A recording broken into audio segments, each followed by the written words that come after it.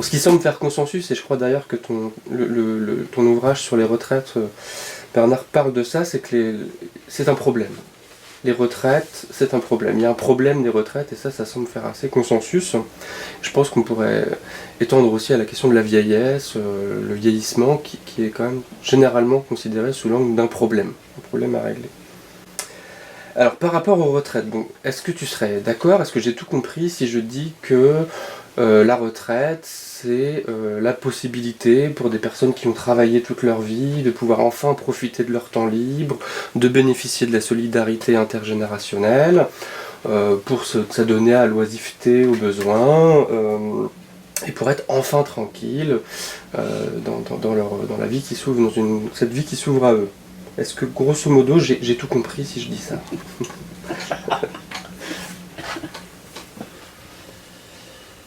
Oui, ben merci de me prendre dans le sens du poil. Oui. Alors, effectivement, moi je suis en retraite depuis moins longtemps que Saül, mais depuis 2009 quand même, donc ça fait, Oui. ça fait déjà 9 ans.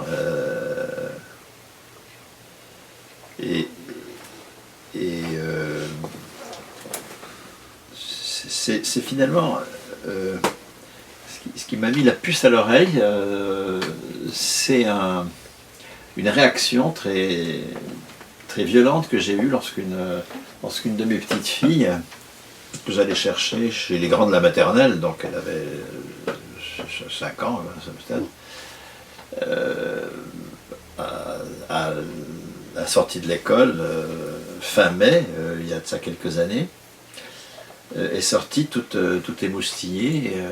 Elle avait le cadeau de la fête des mères entre les mains. Et là, je me suis senti humilié. C'est-à-dire que j'ai toujours été un adversaire de la fête des mères et de tous ces lots de consolation qu'on donne aux femmes, mais je me suis senti dans la même situation finalement. Exalté pour mon utilité sociale et nié comme producteur. Et c'est bien de ça qu'il s'agit que nous nous débarrassions, quoi. Prends aussi un truc tout à fait banal,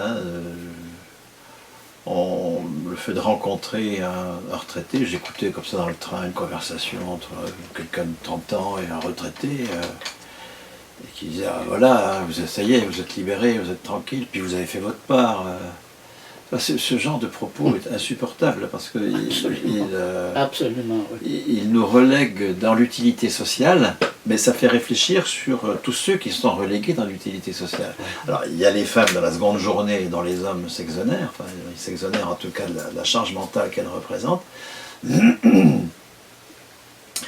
Et puis il y a les chômeurs, il y a les jeunes qui sont censés s'insérer, il y a tous ceux que on considère comme non productifs. Ce qui est intéressant dans la retraite, c'est que être non productif devient légitime. Non seulement légitime, mais exalté, comme une espèce de libération. Et c'est là que ça m'a fait réfléchir au fait que, mais c'est tous les travailleurs dans le capitalisme qui sont considérés comme non productifs en tant que personnes. Ils ne peuvent être accédés au statut de producteur qu'en passant par une décision prise par autrui, c'est-à-dire par l'employeur qui les embauche et qui va les faire advenir à la dignité de producteur pour un temps qu'ils ne maîtrisent pas et pour un travail dont ils ne sont pas forcément non plus décisionnaires. C'est le statut même des personnes dans le capitalisme qui est amputé de la qualité d'être reconnu comme producteur. C'est pour ça d'ailleurs que je milite pour que notre qualification soit personnelle, qu'on ait un salaire lié à la personne, etc. Donc finalement, le retraité, pour moi, c'est une figure emblématique d'une situation qui est générale dans le capitalisme. Et c'est d'autant plus pervers, s'agissant des retraités, que c'est une situation qui est exaltée, dont on est censé se réjouir, je travaille plus, je suis libéré, etc. Voilà, je peux me livrer aux activités qui m'intéressent. Alors que le fait d'être posé comme irresponsable économiquement, ce qui est le statut propre du retraité, est une amputation pour moi. Le travail a une valeur anthropologique, non seulement en tant que travail concret, c'est un retraité, il peut faire tout le travail concret qu'il veut, et là il y a une valeur anthropologique, vraiment à cette dimension du travail, bien sûr, mais le travail a une valeur anthropologique aussi en tant que travail abstrait, producteur de valeur économique, et être amputé de cette dimension-là du travail, c'est extrêmement grave, mais ça ne concerne pas que les retraités, ça concerne en fait tout le monde dans le capitalisme. De la même façon, Saül, on pourrait dire les vieux sont des personnes en perte d'autonomie, que la société prend en charge pour compenser leur dépendance, sont des êtres de besoin, et que une bonne partie de leur comportement, de leurs actions, de leurs opinions sont orientées, guidées par le fait qu'ils sont entrés dans le 3e, le 4e, le 5e âge. Non, pas encore, mais ça, pas encore le revient. 5e en tout cas. Ouais. Voilà, les vieux sont ceci, les vieux pensent cela, Ouais. les vieux mangent ceci, les vieux votent cela, etc. Là aussi, est-ce que j'ai bien tout compris? Bon, c'est un peu prétentieux comme question, c'est vrai, mais tout n'est pas compréhensible. Hein, c'est difficile. Tout ça est très difficile. Hein, tout ça est difficile et bon, je m'inscris complètement, bien sûr, dans les propos de Bernard. Mais il faut réviser tout l'équipement intellectuel. Et des 3 images à des jeunes à s'insérer, qui auraient besoin de s'insérer, qui sont supposés devoir s'insérer. Tout ça, c'est un langage. Bon, on ne peut pas ne pas nommer, on ne peut pas ne pas catégoriser. Le temps est peut-être venu de questionner un bon paquet de certitudes qui nous sont mobiles, du genre le vieux, le jeune, etc. À minima des minima. Les sous-entendus et tout ça, c'est les classes sociales. Et selon les couches sociales, on n'a pas besoin de compter sur la solidarité nationale. Parfois, celle de la famille suffit largement. Et pour dire cette banalité sociologique, on n'est pas jeune, on n'est pas vieux, c'est pareil. On n'est pas vieux de la même manière dans toutes les couches sociales, à toute époque, de toute manière, etc. Bon. Un des dangers de tout ça, c'est inventer un personnage type, un profil type. Les vieux, les jeunes, je sais pas, tout ça est hautement clivé par des couches sociales, qui est à la fois une réalité présente et un non-dit constant. Quand on parle des vieux, des jeunes, y compris des femmes, c'est pas le thème ici, mais je suis sensible, et même partisan, dans certains discours féministes, mais pas du féminisme, qui me semble au mieux équivoque, au mieux. Mais bon, ça... Je pense que les femmes parviennent au statut des hommes, je ne sais pas en quoi ça serait progressiste. Que le salaud qui me commande ne soit pas un mec, mais une femme, je ne vois pas l'intérêt social de la chose. Que ce soit pas M. Bettencourt, L'Oréal, mais Madame Bettencourt, ça change beaucoup, oui peut-être, oui. La couleur de maquillage, oui. Bon, je reviens. Bon, donc il y a la question des prototypes, le vieux, le jeune, etc. Donc quand on parle de la vieillesse, y compris, me semble-t-il, de la retraite posant problème, ou étant envisagé comme problème, ça ne concerne pas les vieux. Ça concerne certaines personnes, dans mon langage, certaines personnes chronologiquement plus âgées que d'autres, appartenant à certaines couches sociales.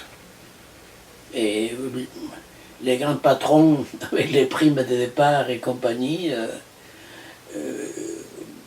je ne pense pas que la retraite soit un problème. C'est tout un chapitre. Un autre chapitre, bon là, quand on lui comment que tu nous rappelles, là, vous avez contribué, etc. donc là, vous êtes libre, je trouve, vous n'êtes plus assujetti aux horaires, vous êtes libre, je trouve, hormis la connerie de la phrase, d'un sadisme radical. Et la plupart des petits vieux, petits vieilles, sont libres de rien. Ça dépend du niveau de revenu, ça dépend du capital culturel, comme on dit en sociologie, ça dépend comment ils se démerdent pour arriver à la fin du mois. Ils sont libres, je trouve ça vraiment sadique. Est-ce que vous vous sentez libre? Oui, la personne à qui on apprend à formuler des questions, la personne à qui tu poses la question, si tu la coinces suffisamment, il va se dire qu'il est plus libre que quand il était prolo ou employé de bureau, arrivé à 8h12 pour être prêt à 8h15. Non, ce n'est pas l'époque de la vieillesse, n'a rien de l'époque d'une libération, d'une liberté en tout cas, du tout. Et bon, des chapitres 1, si je ne m'abuse, bon, ça fait un moment que je ne lis pas mon bouquin, j'ai bien d'autres choses à lire. Non, j'essaie de montrer justement que le vieux, qu'il n'y a pas de vieux, comme il n'y a pas de jeunes. Il n'y a pas de jeunes. Quand j'étais prof, que j'avais des étudiants, évidemment, pour la plupart, la presque totalité, physiquement, chronologiquement plus jeunes que moi, j'ai en trouvé, toi aussi, j'ai en trouvé qui était bien plus vieux. Dans la conviction, la manière de penser, etc., leur panique, bon. Non, ce sont des catégories pour nommer un réel qui échappe. C'est le rôle du langage, d'ailleurs. Il faut nommer, mais en même temps renoncer à l'idée que le réel pourrait s'approprier du réel. Pardon, que le langage pourrait s'approprier du réel qu'il nomme. Il faut réviser ces catégories. Il faut réviser ces catégories qui nous empêchent, me semble, de voir des choses. Et par exemple, bon, l'histoire de vous êtes libre maintenant. Non, non, non. Vous êtes libre, ça veut dire poussez-vous que je me mette. Personnellement, nous sentons bien plus libres, en tout cas moi, à l'époque où je devais rendre des comptes à tel ou tel de mes patrons, aux pseudo-patrons. Oui, mais bon, on est à une place sociale, et sociale très particulière. Bon, c'est ça que je dirais pour lancer le débat. Et donc ce travail de déconstruction de ces appellations, de façon un peu rapide, parce que ça nécessiterait des développements bien plus poussés, mais qu'est-ce qui, dans vos champs de travaux, dans vos champs d'expérimentation respectifs, à quoi ça nous ouvre comme perspective de déconstruire le retraité comme bénéficiaire de la solidarité intergénérationnelle ouvert sur un champ d'oisiveté, à quelle perspective ça nous ouvre de déconstruire cette idée-là, tout comme qu'est-ce que ça nous ouvre comme perspective de différencier le vieillissement de la vieillesse, les personnes chronologiquement plus âgées que d'autres, du troisième âge. S'agissant du statut du retraité auquel je m'intéresse d'un point de vue économique, disons, en tant que titulaire d'une pension, ça aide, je crois, à clarifier l'enjeu de ce qu'on appelle depuis Rocard la réforme des retraites. Actuellement, le débat tourne autour de est-ce que le système de retraite, de pension de retraite, est égalitaire, inégalitaire, juste, sûr, pas sûr, avec des interrogations qui sont posées sur l'adoption d'un régime par points, qui est le projet de Rocard au départ, mais qui maintenant arrive à aboutissement avec Macron, où il s'agit d'unifier l'ensemble des régimes de retraite dans des comptes personnels, étant entendu qu'il y aura un plancher de ressources financé par la CSG pour ceux dont le compte aboutirait à des pensions inférieures à un plancher.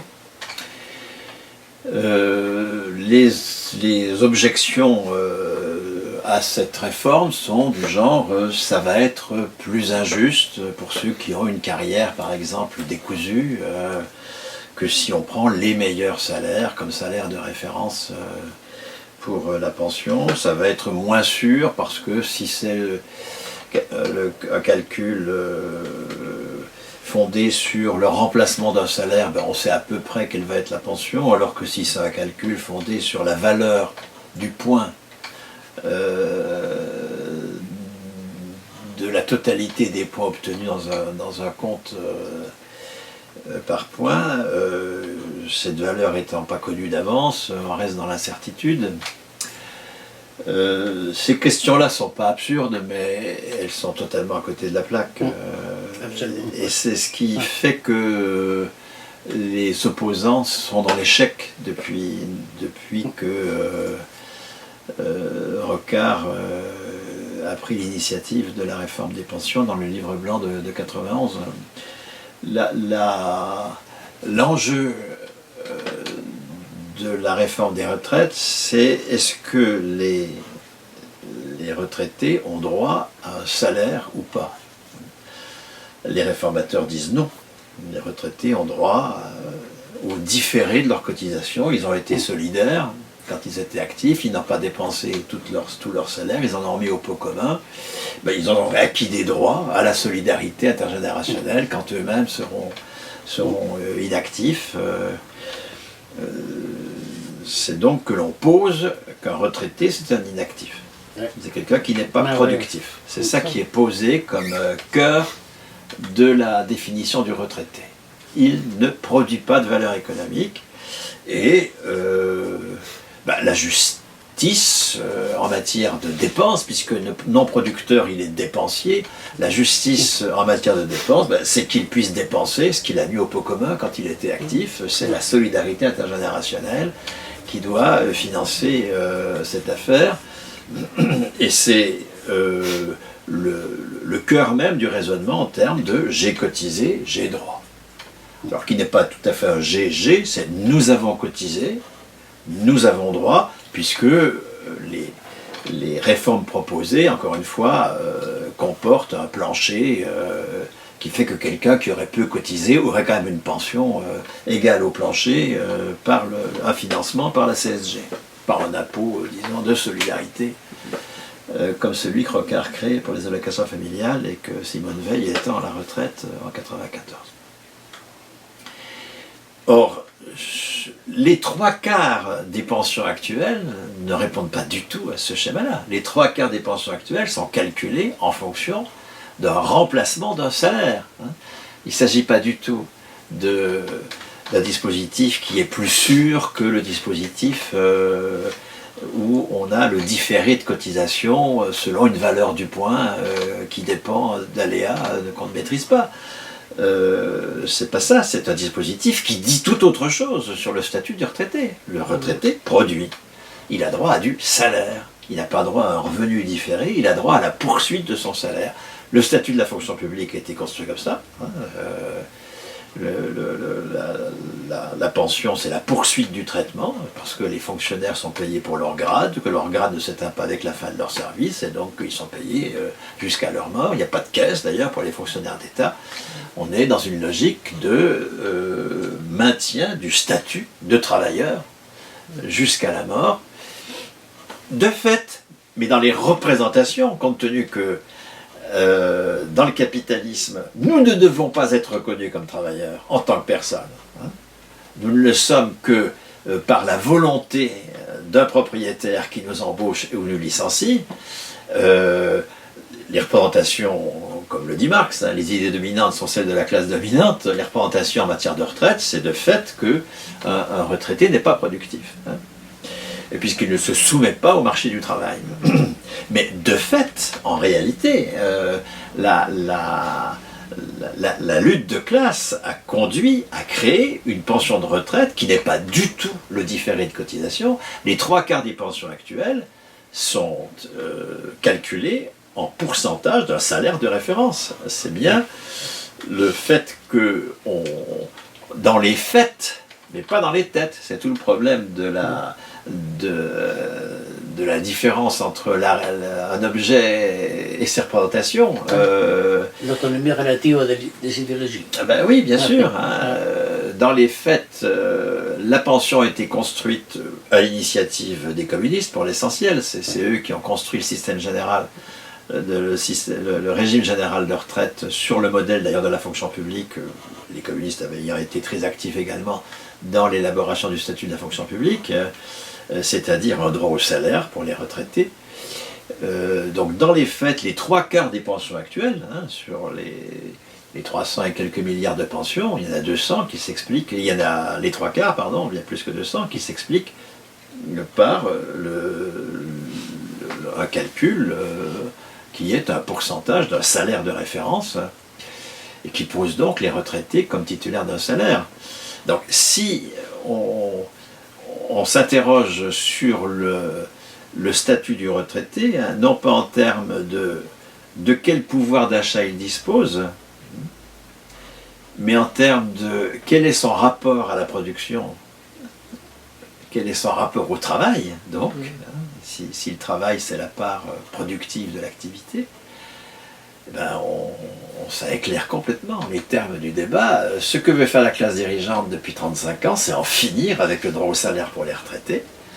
Les retraités ont droit à la contrepartie de leur cotisation, ils ont droit à la sécurité intergénérationnelle parce qu'ils ne produisent pas, alors que la position communiste sur la pension, opposée à la position capitaliste, c'est les personnes doivent être reconnues comme productives à travers une qualification personnelle et un salaire à vie.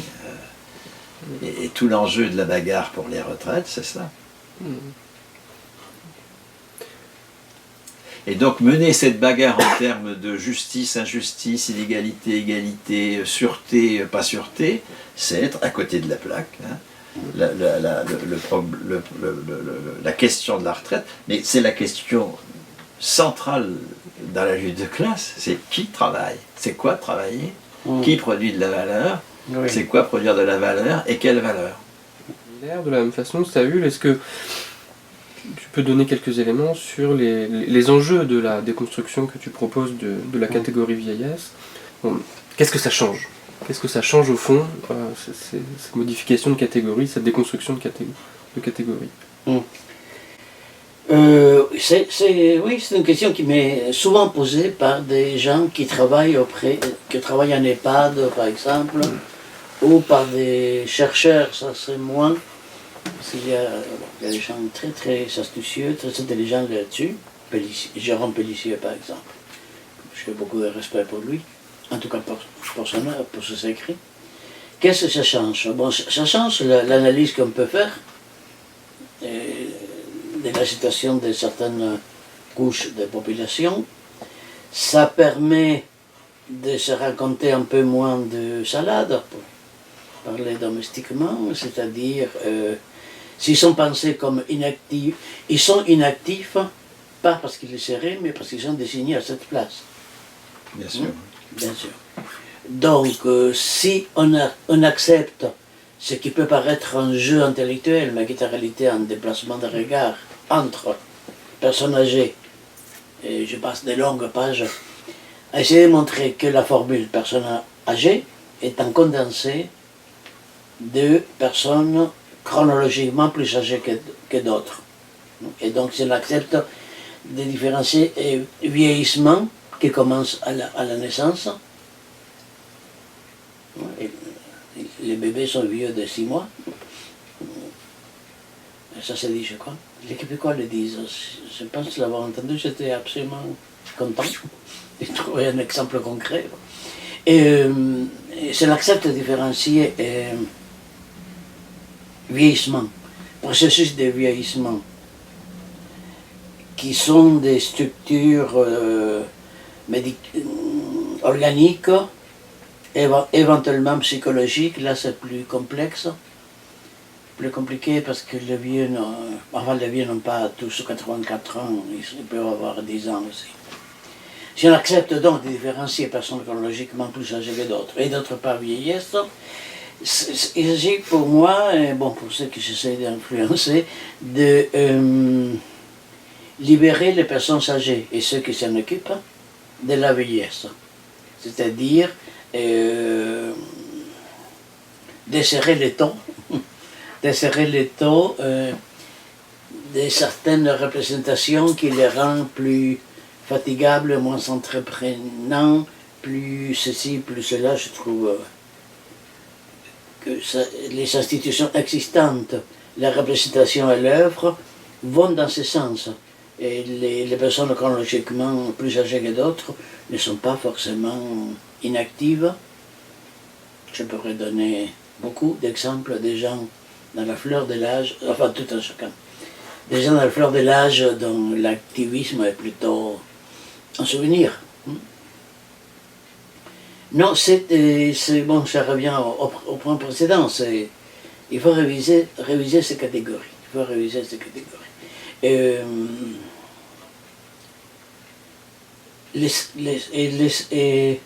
ne pas confondre une personne de tel âge avec une personne âgée. Et l'âge, vraiment, comme dit un grand auteur, Georges Brassens, l'âge ne fait rien à faire. L'âge ne fait rien à faire.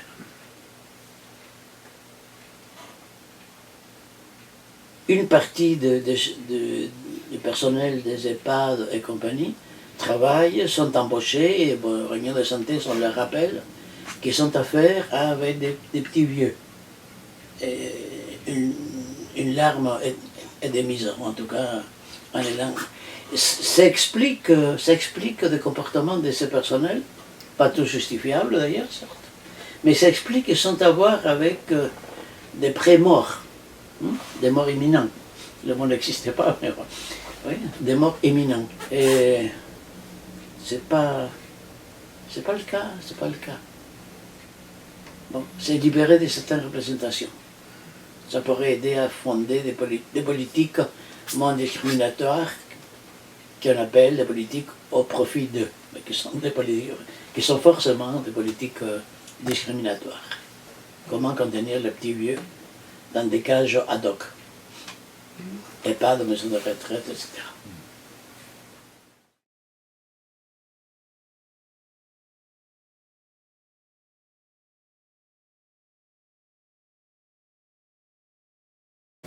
Bien, j'appartiens à deux associations d'éducation populaire politique. L'Ardeur, d'une part, qui est une association de conférences gesticulées, et puis Réseau Salariat, qui est une association de réflexion collective, d'appropriation et de promotion de thématiques autour de la propriété, d'usage de l'entreprise par les salariés, de la propriété patrimoniale non lucrative, de l'outil de travail, du salaire à la qualification personnelle en particulier. Et alors, dans le cadre de Réseau Salariat, et du groupe, ce sont des collectifs locaux. Réseau Salariat, c'est un réseau de collectifs locaux, le collectif local Grand Paris de Réseau Salariat. Nous animons un séminaire mensuel à la Bourse du Travail, rue du Château d'Eau, à Paris, qui avait pour thème l'an dernier le statut économique de la personne, les droits économiques de la personne, qui l'an prochain portera sur l'entreprise, la propriété de l'entreprise, et qui cette année porte sur les retraites parce que cette association d'éducation populaire qui est Réseau Salariat assume aussi une intervention dans le débat public, et que comme cette année nous sommes à nouveau confrontés à une étape supplémentaire de la réforme Rocard des retraites, nous avons choisi ce thème comme séminaire.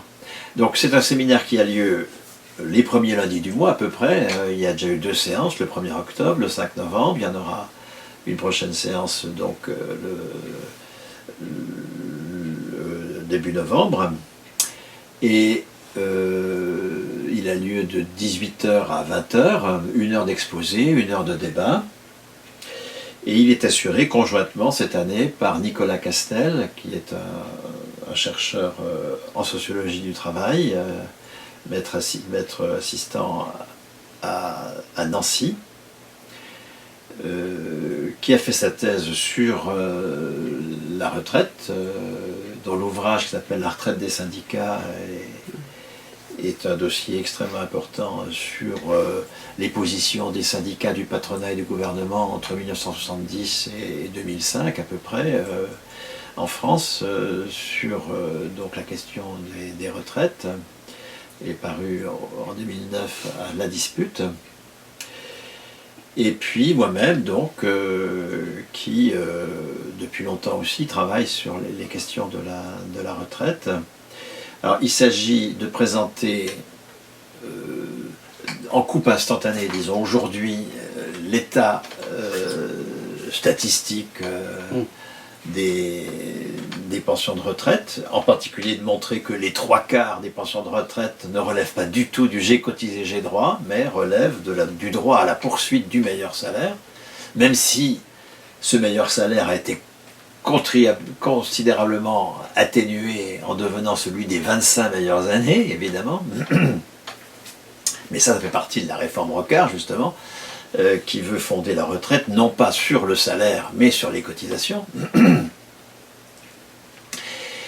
Une autre partie de ce séminaire historique, hein, parce qu'il y a un manque complet de mémoire sur l'histoire des régimes de retraite, sur l'histoire de la sécurité sociale en général, au demeurant, hein, qui ne fait pas l'objet de beaucoup de travaux et d'enseignements.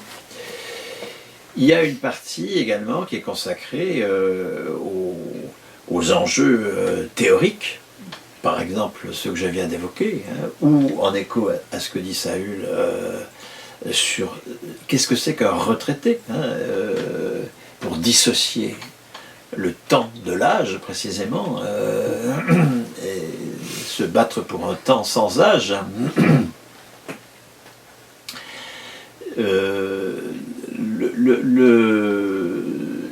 Également, c'est bien sûr une intervention qui fait le point sur les projets gouvernementaux, les réactions syndicales, qui essayent d'analyser tout cela, et puis de proposer une alternative, c'est-à-dire un régime unifié, bien sûr, c'est l'enjeu des communistes en 1946, un seul régime de retraite, bien sûr.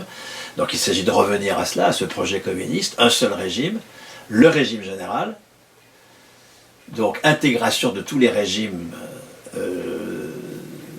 dans le régime général, et calcul de la pension, un régime général déplafonné, hein, dans lequel c'est tout le salaire qui évidemment est remplacé, et pas simplement le salaire plafonné comme aujourd'hui, et un régime général dans lequel c'est le salaire des 6 meilleurs mois, comme dans la fonction publique, qui est remplacé à 100% de sa valeur nette. Donc 100% du net des 6 meilleurs mois, quelle que soit la durée de cotisation, puisqu'encore une fois, la contrepartie en valeur de la pension, c'est pas ce que j'ai fait avant, ce que j'ai produit avant, qui me donnerait des droits à dépenser une partie de mon salaire, une partie différée de mon salaire aujourd'hui, mais la contrepartie en valeur de ma pension, c'est ce que je fais aujourd'hui, ce qui est considéré comme producteur de valeur dans mon activité. Et c'est une conquête que de poser les retraités comme producteurs de valeur, précisément, et de les sortir de la vieillesse. Hein. Parce que l'analyse que nous faisons, c'est qu'on vieillit plus exactement que ce qu'on appelle les vieux, c'est précisément des gens qui sont relégués dans l'irresponsabilité économique. Ah oui, oui. Et que la bourgeoisie, elle n'est jamais vieille. Elle n'est jamais vieille parce qu'elle est toujours en responsabilité économique, précisément. Oui, oui. Et bien sûr qu'il n'y a pas de vieux, ça n'existe pas au sens de... ce sont des gens de même âge appartiennent à des catégories sociales très différentes et on ne peut pas du tout les qualifier par leur âge, ça c'est totalement scandaleux et sans intérêt scientifique. Mais surtout, encore une fois, c'est l'irresponsabilité économique qui rend vieux et c'est bien de cela qu'il faut libérer les personnes. Mais comme le disait Saül, on peut être vieux très tôt, précisément parce que le capital nous entretient dans l'irresponsabilité économique, puisque la bourgeoisie se réserve le monopole de la responsabilité économique. C'est bien ce monopole qu'il faut lui ravir et donner à chacun la responsabilité qui fait qu'on ne devient pas vieux.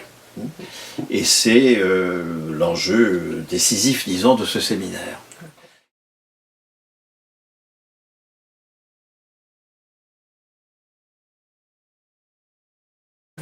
Et c'est aussi l'enjeu de la conférence gesticulée que je fais là dans le cadre de l'Ardeur, donc cette association d'éducation populaire politique dont la fonction est de générer des conférences gesticulées, de former à la conférence gesticulée. Alors la conférence gesticulée, qu'est-ce que c'est? C'est une conférence, c'est-à-dire que ça s'adresse à l'intellect, il s'agit bien de faire réfléchir sur un discours froid, comme on dit, mais qui ne fait pas appel qu'à l'intellect, qui fait appel aussi à l'émotion, au rire, etc., parce que on tient aussi un discours lié à son expérience personnelle, il y a des affects beaucoup plus larges que ceux que met en place une conférence.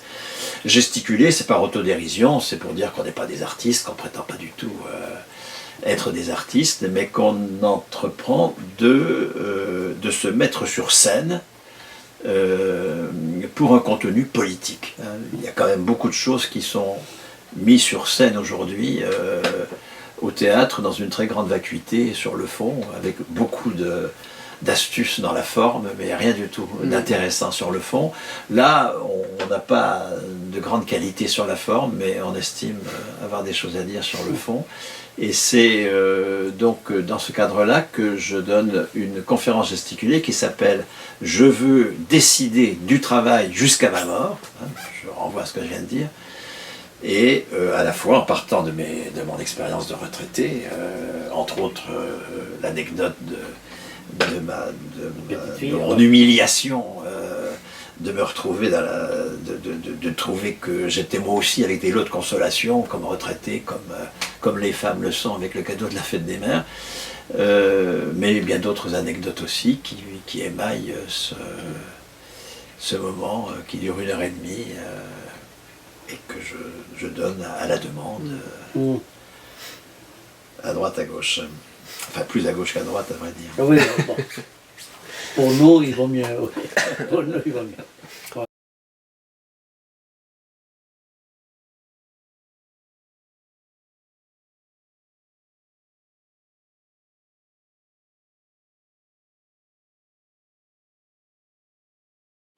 En écoutant Bernard caractériser une fois de plus qu'est-ce qu'une conférence gesticulée. Une fois de plus, bon, je l'ai entendu plus d'une fois, je l'ai lu plus d'une fois, etc. Et Franck Lepage, c'est avec lui que je vais... Bon, je me suis dit... Il est l'initiateur de la conférence gesticulée. Mais... Ah ouais. Je me suis dit que... Je crois que j'ai fait la conférence gesticulée sans le savoir. Mes cours, c'est ça. Mes interventions auprès des travailleurs sociaux, bon, c'est ça. Pourquoi je dis ça? C'est mon anecdote, c'est pas du tout l'anecdote, qui est dire que le concept, il faut le penser, il faut qu'il soit rigoureux, il est articulé, tout ça. Mais le concept suppose aussi de la libido, ou du désir, nous le savons. Il faut pas mal d'années pour arriver à ça, surtout dans un pays qui vit tellement sous l'emprise de l'éducation nationale et la forme carrée à donner aux dissertations. Bon. Pour la diffusion, bon, ce sont des articles publiés à droite et à gauche. Et en même temps, il avait une fois par an un séminaire à l'INGEP à l'époque, maintenant au CIEP, qui était notre structure d'éducation nationale, sur une question qui change chaque année. C'est un séminaire de 3 jours, au mois de novembre jadis, maintenant c'est au mois de mars. une thématique de relative actualité. Il y a entre 60 et 100 personnes qui, travailleurs sociaux, psy et autres participants, qui viennent à ces séminaires. Et cette année à venir, il y en a la pub. Et cette année, c'est représentation de la vieillesse de représentation. La plaquette. Je la montre au voilà, public. Merci. Tu seras. Bon, quand tu seras à la retraite, on va te nommer chef de com. En couleur verte. Non seulement parce que c'est joli, mais c'est pour dire quelque chose sur le contenu. La vieillesse est plutôt... C'est pour les vieux verts, les vieux avec désir, c'est-à-dire les vieux récupérés de la vieillesse. Bon, ce sont donc 3 journées, matin, après-midi et soirée, et bon, généralement, ça va être encore le cas en mars 2019, j'ai fait l'intro, j'ai fait la conclusion, et quelques commentaires au fil des interventions. Les interventions sont faites par des gens avec lesquels on n'est pas forcément d'accord, mais ça c'est un détail bien sûr. Des gens qui représentent des points de vue disciplinaires différents. Un psychanalyste, un historien, un médecin.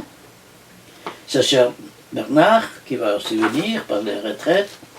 Il y a des ateliers où les participants essayent de confronter leurs idées aux idées qui sont entendues. Voilà. Ça passe par là, ça passe par une diffusion orale, beaucoup, par des écrits comme Bernard. Vu d'aujourd'hui, oui, pas mal d'écrits. Vu du point de vue de l'éternité, non, pas assez.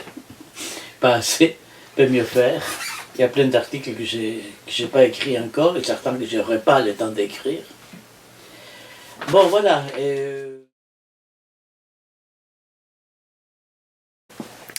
Bon, quelqu'un qui vous aurait écouté assez attentivement depuis tout à l'heure aura repéré quelques points de convergence, quelques points de recoupement dans vos travaux, mais j'aimerais que vous puissiez quand même peut-être l'exprimer de façon peut-être explicite ou peut-être plus précise. Quelle complémentarité il peut y avoir à la fois dans vos travaux, mais aussi dans les manifestations, dans les journées d'études, le séminaire, les conférences gesticulées. Pour quelqu'un qui participe au séminaire, à la fois physiquement ou en utilisant les vidéos ou les audios qui sont postés sur le site de Réseau Salariat, donc il est clair que son inscription les lundis 25, mardi 26, mercredi 27 mars 2019 aux journées d'études de pratique sociale, c'est tout à fait complémentaire. Vivre âgé sans être vieux, une histoire de la représentation négative de l'avancée en âge, où Saül, ça c'est Christophe Capuan, mais Saül aussi jeune que vous, mais depuis plus longtemps, c'est tout à fait évident que la complémentarité avec ce que nous on raconte est l'agisme, une discrimination pleine d'avenir, hélas, ce que dit Jérôme Pellissier,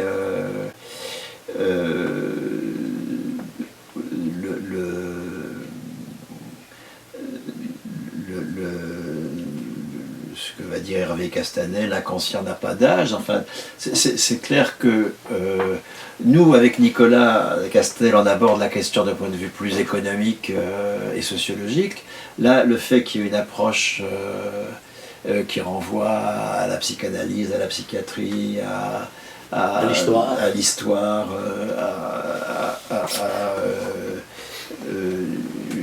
la psychosociologie, enfin à des éléments que nous n'abordons pas nous, c'est totalement complémentaire. Et il faut mener vraiment sur ces deux fronts-là, du statut économique et de l'analyse du démontage de la catégorie personnes âgées, il faut mener une bagarre conjointe. Hein, Tout à fait. tellement il y a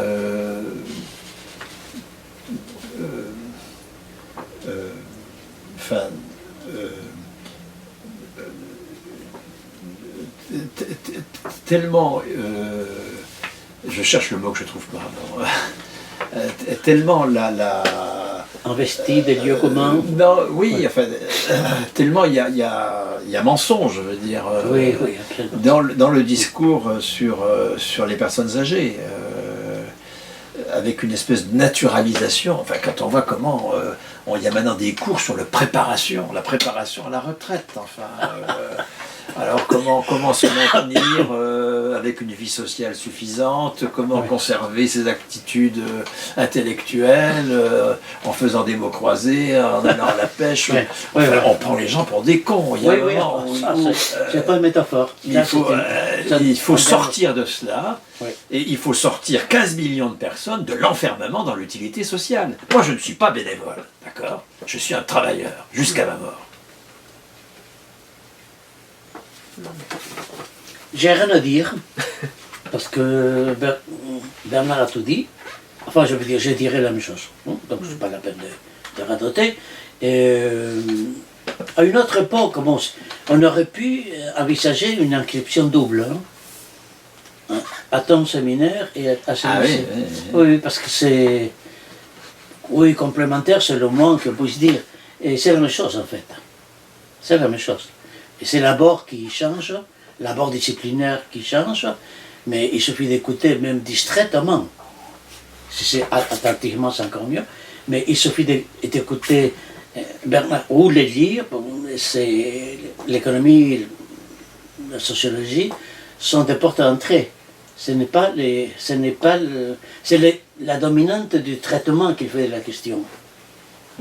Mais ce n'est pas c'est pas la discipline seule sollicitée. Bon, ici c'est la même chose, bon, tu connais un peu, mais en contence avec la théorie marxiste althusserienne, la psychanalyse, un peu d'histoire, modestement, petitement, l'économie aussi. Bon, il s'agit de deux séminaires, ce que j'ai compris du tien, à minima pluridisciplinaire, à minima, dans mon langage tordu, transdisciplinaire, au-delà des compartiments. Comme la question elle-même de la vieillesse n'est pas une question sociologique ou économique ou philosophique. C'est pas où, c'est et. Bon voilà, reste à continuer à travailler jusqu'à ce que mort s'en suive. Je dirais pas amen parce que c'est contrarie mes convictions, mais bon, voilà, c'est très agréable de travailler de la sorte. Ah oui, bien sûr. Ça, très agréable. Je témoigne du bonheur qu'il y a c'est ça. À travailler dans la situation où nous sommes, bien sûr, ça évidemment. Oui. C'est les grands luxes.